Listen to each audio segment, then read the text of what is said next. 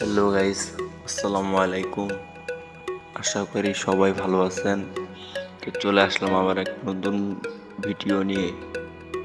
আজকে আপনাদেরকে দেখাবো এসিআই পাওয়ার টিলার 30 ফাল এবং 25 ইঞ্জিন গাড়ি ফাল শেপের যে পিনিয়ম থাকে, পিনিয়ম কিভাবে খুলে তা আপনাদের ভিডিওর মাধ্যমে দেখানোর চেষ্টা করব।